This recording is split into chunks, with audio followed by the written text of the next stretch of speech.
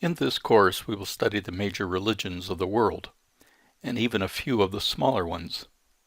Some you will have heard about, and some you may not have known existed.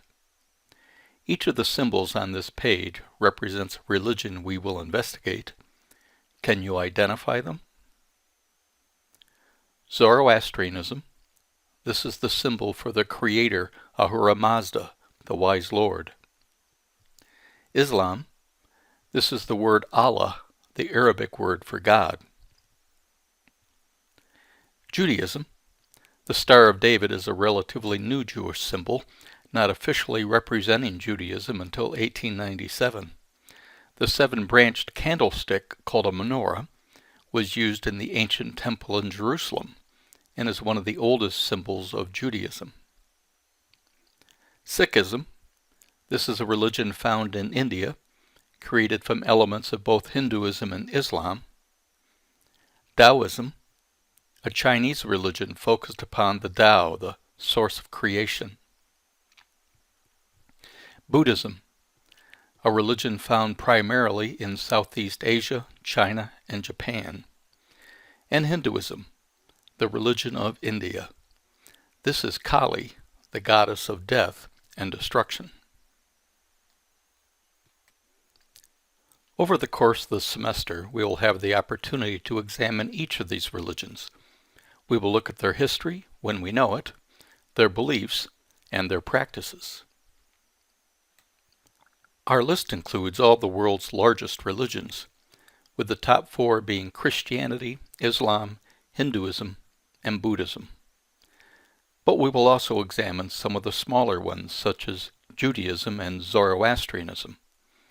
And at the end, we will study some of the newer religions, such as the Church of Jesus Christ of Latter-day Saints, the Baha'i, and Scientology. For each one, make sure you understand what they view as sacred, what they think about people, what are their ultimate goals, what is their pathway for reaching those goals, and what are their moral guidelines. Before we begin to look at individual religions, however, it is important to define exactly what a religion is. Religion can be surprisingly hard to define.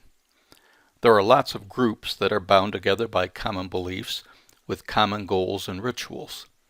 That could describe a football team, a political party, an army unit, or a fraternity, but we wouldn't say they all are religious groups. What makes a group religious?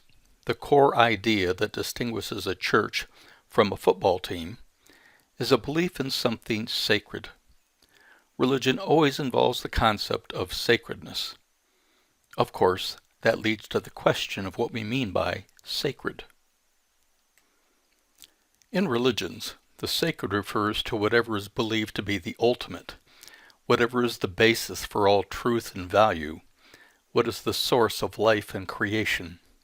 Something mysterious that transcends the mundane reality of daily life and is set apart as holy. It is sacred with a capital S.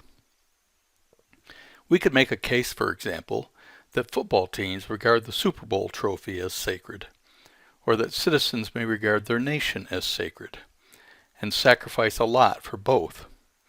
But those concepts are very much part of this world. They are sacredness with a small s. In religions, we are dealing with what lies beyond this world, the big S.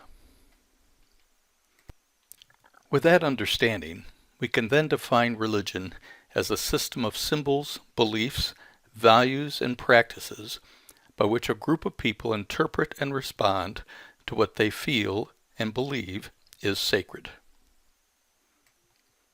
Of course, the existence of a sacred power, or a divine being, or of spirits or souls, cannot be proven. The fact is that all religions are based at their core on unprovable beliefs. People have faith that a divine being or higher power exists. That is another way that all religions are alike. They all are based on faith. Faith is simply trust without sufficient evidence that what you believe is true. More specifically, all religions are based on faith in a received tradition. People believe in stories and ideas that have been passed along, in some cases, for thousands of years. No one today has ever seen Jesus or met Muhammad or listened to Moses. Christians, Muslims, and Jews simply have faith that the stories they are told are true. We can't even conclusively prove that Jesus or Moses ever existed, but believers have faith they did. For this reason, no religion can be proven to be true, and one religion cannot be proven truer than another. They are solely matters of belief, and people can believe anything. Part of what makes religions fascinating to study is that they are not tethered to observable reality, and so develop an amazing diversity of beliefs and practices. They are the exotic flowers of human culture. Whether it is a Scientologist's belief in the efficacy of an e-meter, or a Christian's belief that Jesus walked on water, or a Rastafarian's belief that smoking weed connects them with God, or a member of Heaven's Gate who believes their soul will be transported to a spaceship after committing suicide, we can't prove anyone is wrong or right. It all completely depends on what you choose to believe. Humans are the religious animal. Instead of being Homo sapiens, we could call ourselves Homo religiosus. Religions are found in every human culture, and it even appears religion was being practiced before humans evolved into existence on the planet. Your task will be to learn what all these religions have in common, and how they are different. And hopefully, in doing that, you will also have a chance to think about your own beliefs, whatever they may be.